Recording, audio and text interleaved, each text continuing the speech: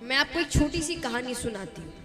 शायद इस कहानी को सुनने के बाद आप अपने जीवन में दुखों को या संकटों को एक अच्छी नजर से देखें। एक माता है, उनका बच्चा मोहल्ले में कई बच्चों के साथ खेल रहा है। बच्चे खेलते ही हैं मोहल्ले में, बड़े प्यारे लग रहे हैं। उसको मन कर रहा है कि बच्चे इतने प्यारे लग रहे हैं, मैं सभी बच्चों को एक एक चॉकलेट दूं। क्या दूं? चॉकलेट, मिठाई या टॉफी, कुछ भी वो दे सकती है। बताइए, वो दे सकती है? हाँ या ना?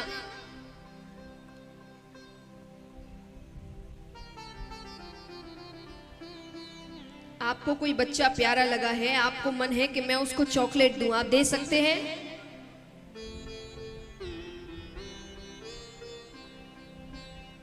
हाँ या ना बोलिए, दे सकते हैं कि नहीं? हाँ,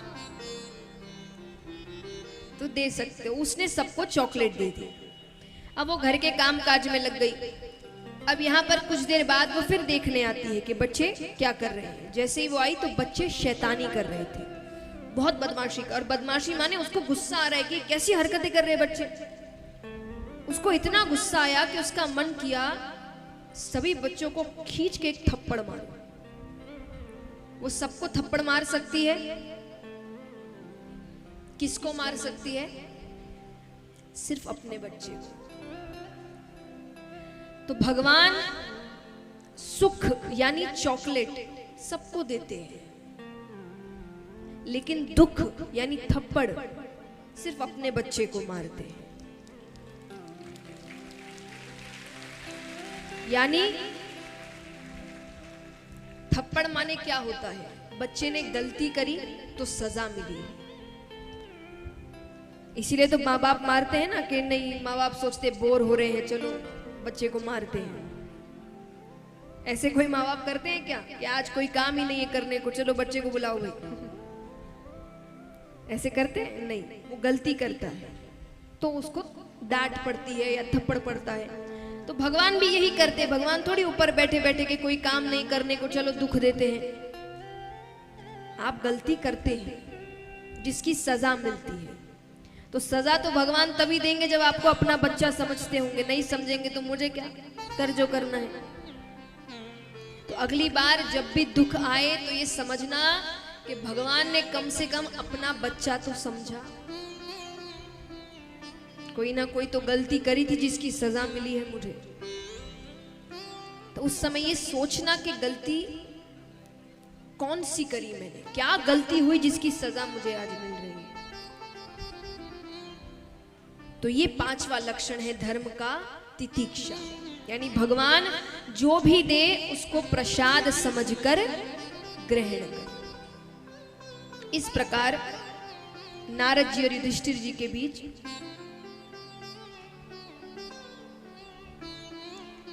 धर्म की चर्चा होती है। अब यहां पर एक और चीज बताई जाती है। नारद जी कहते हैं स्त्रियों के लिए कुछ धर्म बताया गया। अगर गृहस्थ का पालन करते हैं, पहली चीज तो कोशिश करें हर वक्त मुस्कुराते हुए रहे। बहुत मुश्किल है, मुझे पता है, लेकिन इसका कारण है आपको घर का क्या माना जाता है। एक पत्नी को या बहू को घर का क्या मानते हैं? लक्ष्मी। लक्ष्मी जितनी खुश होती है उतना अच्छा है, उतनी सच में घर में लक्ष्मी आएगी। वो जितनी नाराज होगी, जितना चिड़चिड़ करेगी, जितना रोएगी, उस घर में उतनी दरिद्रता आएगी। तो ये दोनों तरफा है। आपको भी उनको खुश रखना है अगर आपको अपने घर में लक्ष्मी चाहिए तो। ये सच्ची, देखिए मैं अपने मन से नहीं कह रही, सब सच्ची बात है। और ये हम सब जानते हैं, हम कहते हैं कि वो घर की लक्ष्मी है, इसीलिए माना गया है। तो वो जितनी खुश रहेगी उतनी लक्ष्मी घर पे आती है। क्योंकि हम सोचते हैं कि वो घर पे काम क्या करती है, पर देखा जाए तो आपको तो फिर भी संडे के दिन छुट्टी मिल जाती है, उसको संडे के दिन ओवर टाइम करना पड़ता है कि लोग ज्यादा बढ़ गए घर पे। तो इसीलिए दोनों को एक दूसरे की जिम्मेदारियों की इज्जत करनी है, दोनों तरफा है। बाहर काम करना भी आसान नहीं होता और घर पे काम करना भी आसान नहीं होता, दोनों की जिम्मेदारियां हैं और दोनों इस जिम्मेदारी को बखूबी निभा सकते हैं। भगवान ने दोनों को इस काबिल बनाया है कि नहीं? ऐसा नहीं है कि जो पिता होते हैं वो घर के काम कर ही नहीं, कई होते हैं जो बाहर के काम भी करते, घर के भी करते, बच्चे भी संभालते हैं। कई माताएं हैं जो ऐसा ही करती, जो घर के भी काम करते, बाहर के भी करते, बच्चे भी संभालते। यानी भगवान ने दोनों को इस काबिल बनाया है कि वो हर काम कर सकते हैं। भगवान ने कोई भेदभाव किया है क्या? कोई भेदभाव? तो इसीलिए दोनों को दोनों के कामों की इज्जत करनी है, तब जाकर बोलते ना गाड़ी पहिए दोनों चलने चाहिए। एक भी टूट गया तो गाड़ी नहीं चलेगी, या एक भी खराब हो गया तो गाड़ी, तो घर की गाड़ी के आप दोनों दो पहिए हैं, एक भी इधर उधर हुआ तो गाड़ी बिखर जाएगी, घर बिखर जाएगा। दोनों को मिलकर घर को संभालना है।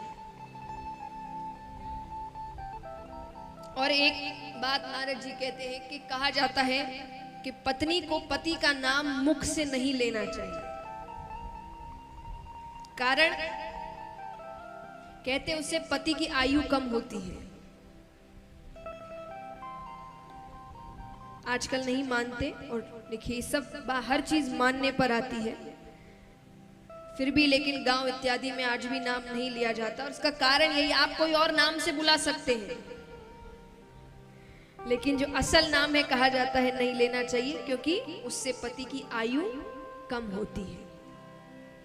तो ये सारी बातें अब एक बार एक कथा में एक महाराज जी कथा कर रहे थे, तो कथा के बीच बीच में भजन होते हैं, तो उन्होंने गाया जय रघुनंदन कंस निकंदन देवकी नंदन त्वम शरणम। अब सामने एक महिला बैठी थी, अपनी जेठ जी की पुत्री चंपा के साथ आई थी। अब वो बैठी है, सब भजन गा रहे हैं, पर वो भजन गा नहीं रही। आसपास वाले भी देख रहे हैं कि सब गा रही है, क्यों नहीं गा रही? असल में उसके पति का नाम था देवकी नंदन। अब वो गा नहीं रही, महाराज जी की भी नजर पड़ गई। महाराज जी ने उनको देखते हुए कहा तुम भी गाओ। अब उसे लग रहा है अब तो महाराज जी ने भी मुझे देख लिया, वो क्या करे मुझे समझ नहीं आ रहा। उसकी नजर चंपा पर पड़ती है, वो गा रही है। उसने उसको देखकर गाना शुरू किया जय रघुनंदन कंस निकंदन चंपा के चाचा त्वम शरण।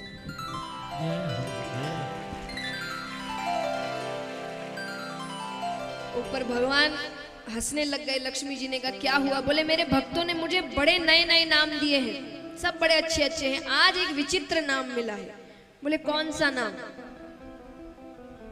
बोले चंपा के चाचा। विनोद की बात है,